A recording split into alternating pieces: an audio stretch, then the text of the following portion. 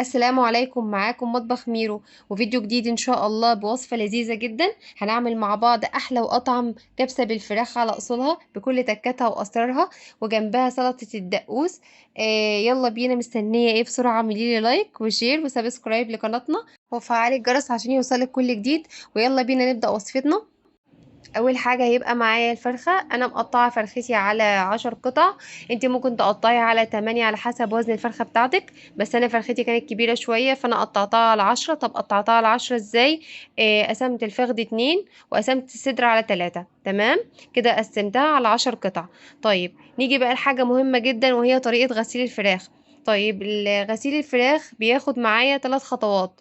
لازم نمشي بالخطوات دي يا جماعة، مهم جدا، أهم من الوصفة كلها نظافة الفرخة بتاعتي. هبدأ أول خطوة، وهي الفرخة بتاعتي بعد ما قطعتها هغسلها تحت المية كويس قوي قوي. من أي شيء مدمم فيها، يعني مش عايزة ولا زلال ولا دم ولا الكلام ده كله تحت المية بتاعتي. طيب بعد كده هنعمل فيها ايه؟ هنجيب حبة دقيق كده بإيدي حلوين، واقوم رشه عليها شوية دقيق وشوية ملح، ودعكهم كويس قوي من جوه وبره وبالعظم تمام تحت المية. ماشي، يبقى كده معايا شوية دقيق شوية ملح تحت المية. طيب هعصر عليهم نص ليمونة، واقوم ضايفه عليهم شويه ورق الغار او ورق اللورة. ورق الغار بيعمل ايه يا جماعه؟ بيشيل اي زفاره، بيضيع اي ريحه للزفاره الفرخه بتاعتي. طيب الدقيق بيعمل ايه؟ بيشيل الزلال او طبقه الزلال اللي بتبقى ما بين الجلد وما بين الفراخ. انا اصلا كده كده بحب اشيل الجلد، فلما تحط الدقيق بيشيل اي زلال فيها، واي حاجات مش مستحبه بتنزل في الميه وانت هتشوفي في الميه بنفسك. طيب دي تاني خطوة. يبقى أول خطوة غسلتها بالمية كويس قوي. تاني خطوة نقعتها بالدقيق والملح ونص ليمونة وشوية ورق غار وشوية مية، مفيش ربع ساعة. وبعد كده هشطفها كويس قوي وهعمل لها محلول نقع. محلول النقع ده يا جماعة عبارة عن ايه؟ نص فنجان من الخل، ربع فنجان سكر، ربع فنجان من الملح. يبقى نص فنجان من الخل، السكر والملح قد بعض ربع وربع، على لتر مية او لتر ونص مية. برضه هنقصر عليه ليمونه، بس المره دي هسيب الليمونه بالقشر بتاعها. تمام، واقوم نقعاها في مده نص ساعه كده.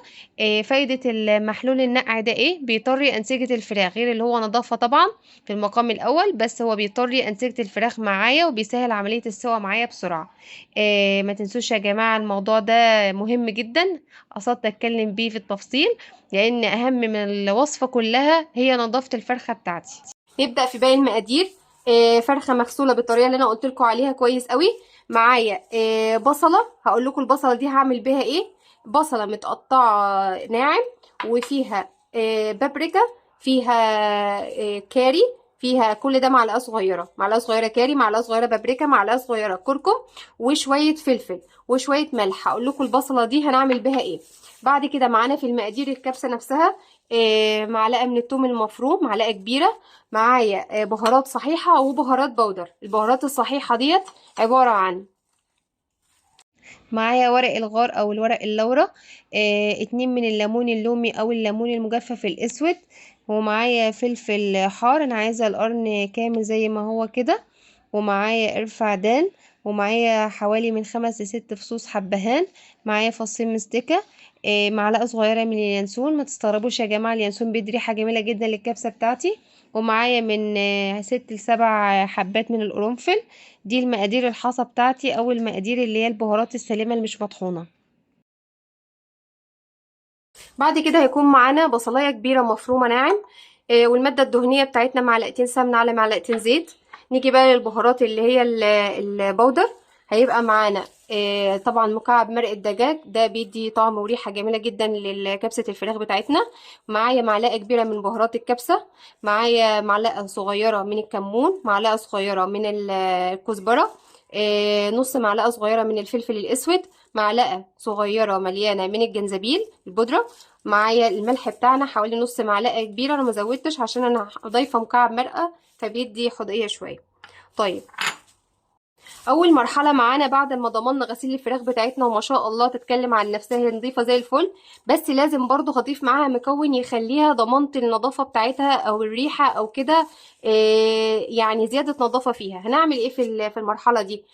شايفين البصله اللي انا قلت لكم انا حطيت عليها كاري كركم بابريكا، شويه ملح، شويه فلفل. هدعك بيها الفراخ بتاعتي كلها. البصل يا جماعه بالفلفل بالبهارات دي بتشيل اي ريحه زفاره او اي حاجه مش مستحبه في الفراخ زياده، مع اني منضفاها ونقعها كويس قوي ومتاكده من نظافتها كويس قوي. بس انا برضو بحب اعمل البصله في الفراخ قبل اي اكل فراخ. تمام. دي الفرخه بتاعتي يا جماعه، انا ضفتها في البوله كده عشان ادعك فيها البصله بتاعتي.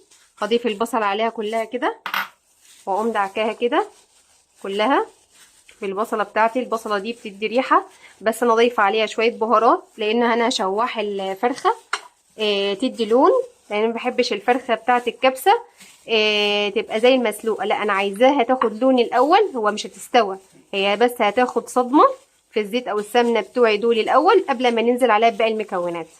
وبكده يا جماعه ما شاء الله، بصوا بعد ما حطيت البصله بتاعتي على الفراخ دلوقتي هبدا اسخن الحله بتاعتي كويس قوي قوي، وهنزل عليها بالفرخه بتاعتي. بصوا يا جماعه الفرخه ما شاء الله، انا ضفت البصله دعكتها فوق وجوه وبره وكل حاجه كده عشان اضمن ان هي تبقى ريحتها تحفه جدا.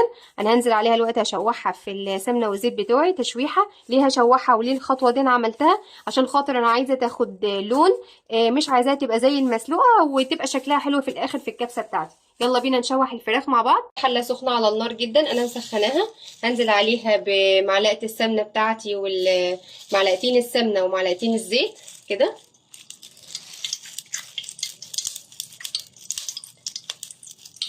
اهو.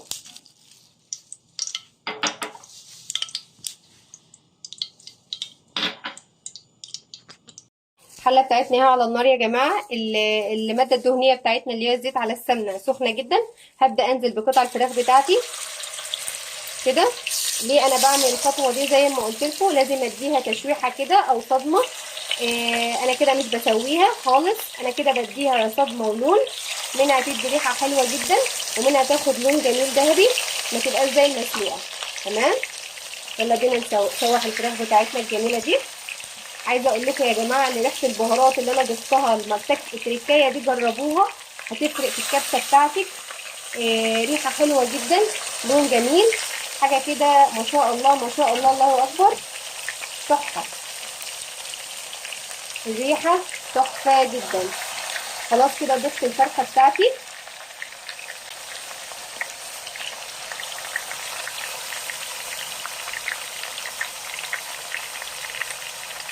هبدا بقى دلوقتي مش هقلبها غير لما تاخد لون من تحت وفوق، وهقول لكم هنعمل ايه تاني.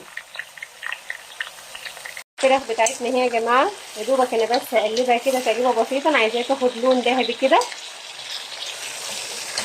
اهي، تتشوح تاخد بس صدمه، تاخد لون. انا عايزه اقول لكم يا جماعه الريحه بسم الله ما شاء الله، ريحه وهميه، ريحه لسه ما عملتش فيها اي حاجه، عامله ريحه تحفه، عامله ريحه ما شاء الله تحفه. يا دوبك بس هتاخد لون معايا ذهبي كده خفيف كده، وهشيلها ان شاء الله وهقول لكم هنعمل ايه. يلا بينا. وكده حبايبي بعد ما اخدت لون، انا عايزاها لون خفيف كده، حاجه خفيفه كده. هبدا اطلع الفراخ بتاعتي كده. تمام. ما شاء الله ريحتها تحفه جدا جدا. الخطوه دي بتعمل كده منها ادت لون وريحه، عززت الطعم برضو. البصلايه اللي احنا حاطينها هتعزز الطعم جامد مع البهارات. ولون كده عشان ما تبقاش مسلوقه. بصوا بسم الله ما شاء الله كده ما شاء الله. بصوا ده اللي انا بقول لكم عليه، ده الشكل. بعد كده ننزل على نفس الزيت اللي احنا ادينا صدمه للفراخ، هننزل بالبصله بتاعتي اهي يا جماعه، وهنقلب كله مع بعضه كده. ريحه الفراخ والبصله اللي كانت بتاعه الفراخ مع البصله بتاعتي كله يطعم في بعضه. تمام كده اهو يا جماعه. هشوح البصله بتاعتي كده على خفيف ما شاء الله، عشان حطيت البصله مطرح ريحه الفراخ بتاعتنا، ريحتها تحفه جدا من قبل ما اعمل فيها اي حاجه، ولسه ما ضفتش فيها اي حاجه. طيب بعد ما اشوح الفراخ بتاعتي كده تدي لون ذهبي خفيف جدا، هقوم نازله عليها بمعلقه الثوم المهروس اهي يا جماعه. بسم الله ما شاء الله على الريحه. جربوا يا جماعه الفراخ بالطريقه دي. كبسه الفراخ يعني يعتبر من الاكلات السريعه جدا. ليه؟ بتعمليها في حله واحده كله ورا بعضه كده، والريحه والطعم ولا اروع ولا احلى حاجه كده، طعمها وهميه يا جماعه. بسم الله ما شاء الله. كده بعد ما شاء الله ضفت التومه على البصله بتاعتي وريحتها ما شاء الله ظهرت، ريحه تحفه جدا. هبدا انزل بالبهارات الحصى بتاعتي.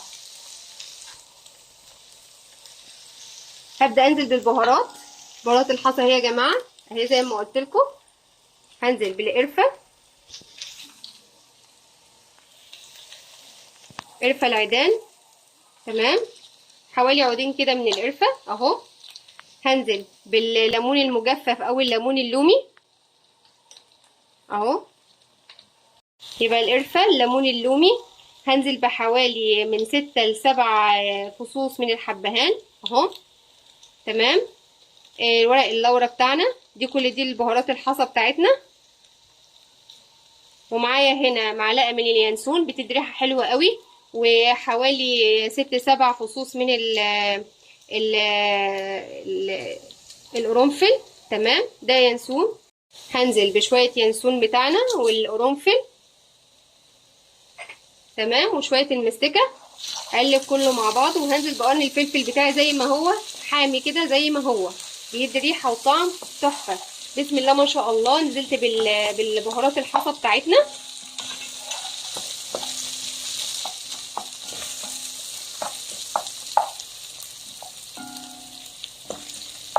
الريحه يا جماعه ريحه تحفه، طالعه ريحه وهميه تحفه اهو. البهارات بتاعتنا الحصى. بعد ما نزلنا البهارات الحصى بتاعتنا، اجي ادور بقى البهارات المطحونه. هنزل الاول بمكعب المرقه بتاعي كده، تمام، وهنزل بالبهارات المطحونه بتاعتي كلها. بسم الله ما شاء الله. البهارات بتاعتي مع البصله مع الحصى او البودر، تمام، هتدي ريحه للرز بتاعي وللكبسه بتاعتي تحفه. في المرحله دي بقى هبدا انزل بالفراخ بتاعتي اهي. هنزل بالفراخ بتاعتي. شفتوا يا جماعه ما شاء الله لونها ولا ريحتها؟ بسم الله ما شاء الله، حاجه كده هتاكلي احلى كبسه ممكن تعمليها بالطريقه دي. بصوا ما شاء الله، بصوا لونها، بسم الله ما شاء الله.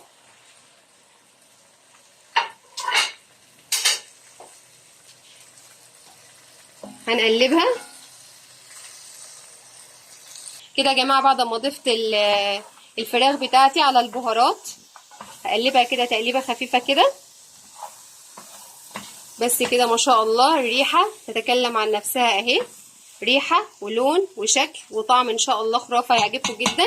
هننزل بقى في المرحله دي بمعلقه من الصلصه. انا نسيت اقول لكم على معلقه الصلصه يا جماعه، بس ليه معلقه الصلصه هضيفها؟ تدي بس لون بسيط للرز بتاعي اهي.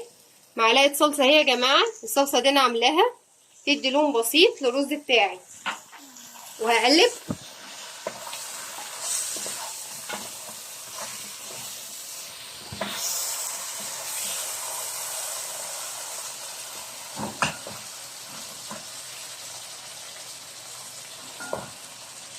طبعا. الصلصه دي انا كنت مفرزاها، تمام. بسم الله ما شاء الله اهي. بعد كده ما شاء الله، بعد ما ضفنا معلقه الصلصه، دور معلقه الصلصه ايه بتعمل لون جميل للبهارات اهي يا جماعه ما شاء الله. بعد ما قلبنا البصله بتاعتنا بالفراخ بمعلقه الصلصه، دور معلقه الصلصه بتعمل ايه؟ بتدي لون بس للرز بتاعي، تمام. هبدا الوقت اضيف رتل من الميه، يا دوبك اغطي بقى الفراخ واسيبها تستوى ونرجع تاني. كده يا جماعه هضيف اهو كاتل بتاعي، هضيف لتر من الميه. بسم الله ما شاء الله على الريحه يا جماعه، ريحتها طالعه جميله. يا دوبك بس كده تغطيها حاجه بسيطه كده. في المرحله دي هسيب الفراخ بتاعتي تستوى. انا كده ما سويتهاش خالص، انا اديتها بصدمه في اول الفيديو عشان خاطر تدي ريحه وطعم ولون جميل جدا في الاخر للكبسه بتاعتي. دلوقتي هسيبها تستوى والفتره دي بقى هنروح نعمل احلى سلطه دقوس ممكن نعملها جنب الكبسه بتاعتنا. نسيب الفراخ بتاعتي تستوى ونرجع تاني. يلا بينا نحضر سلطة الدقوس معانا، او الصوص الجانبي اللي بيتقدم جنب كبسة الفراخ بتاعتنا. هيبقى معانا ان شاء الله 6 من فصوص الثوم الصحيح، حوالي 5 حبات من الطماطم، فلفل حار وفلفل حامي، فلفل حار سوري وفلفل بارد، معلقة كبيرة من الصلصة، شوية كزبرة، بهارات، معانا نص معلقة صغيرة من الكزبرة الناشفة، نص معلقة صغيرة من الكمون، معلقة صغيرة من الملح، ومعانا حوالي 2 من الليمون، والكبة بتاعتي. هبدأ انزل دلوقتي بالبهارات بتاعتنا او الخضار بتاعنا قصدي. هنزل بكل الخضار بتاعنا ده. جربوا يا جماعة الصلصة دي او الصوص ده جنب الكبسة بتاعتكم، هتديكوا اضافة جميلة قوي جنب الكبسة. تمام. اهو هننزل الخضار بتاعنا كله، الكبة بتاعتنا، وهنزل بشوية من الكزبرة.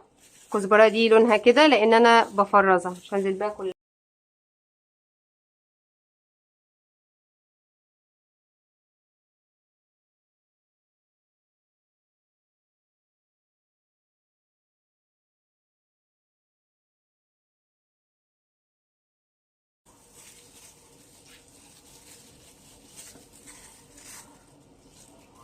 اهو يا جماعة ما شاء الله ده شكل الصوص بتاعنا او سلطة الدقوس بتاعتنا. هبدأ دلوقتي افضيها في البولة بتاعتنا اهي. بسم الله ما شاء الله. عايزة اقول لكم الصوص ده بيدي اضافة جميلة جدا جنب كبسة الدجاج بتاعتنا. جربوه بالطريقة ده هيعجبكم. في المرحلة دي هنزل عليها بحوالي معلقتين من الخل، حاجات بسيطة كده، ونقلبهم مع بعض اهو.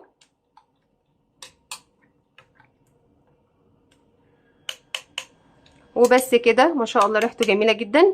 جربوا يا جماعه صوص الدقوس او سلطه الدقوس بالطريقه دي هتعجبكم جدا اهي. احلى سلطه دقوس ممكن تعملوها. كده يا جماعه ما شاء الله الفراخ بتاعتنا اهي دخلت في السوا خلاص، اخدت حوالي 3/4 سوا. دلوقتي هبدا انزل الرز بتاعي. بصوا ما شاء الله، بصوا استوت اهي، تحفه تحفه جدا ما شاء الله استوت اهي. خلاص هبدأ بقى انزل في المرحلة دي الرز بتاعي. انا معايا الرز بقى يرجع للكمية اللي انتوا عايزينها خالص. انا معايا كوبايتين من الرز المغسول. تستخدمي رز مصري، عايزة تستخدمي رز بسمتي، ده يرجع لكم. هبدأ اقلب بقى الفراخ بالرز بتاعتي. كمية الرز يا جماعة برضو ترجع لكم على حسب الكمية بتاعتكم. انا هنا عملت كوبايتين من الرز المصري، عايزة تعمليه بسمتي مفيش مشكلة. كده خلاص هبدأ اوطي عليها وشوية دقايق، كله زي ما قلت لكم في حلة واحدة. دقايق كده هوطي عليها تغلي غلوة بس بسيطة، وبعد كده هوطي عليها، وكده خلاص معانا احلى كبسة دجاج ممكن تاكلوها. وده ما شاء الله بعد ما الرز بتاعنا استوى والفراخ هي ما شاء الله استوت جدا اتهرت.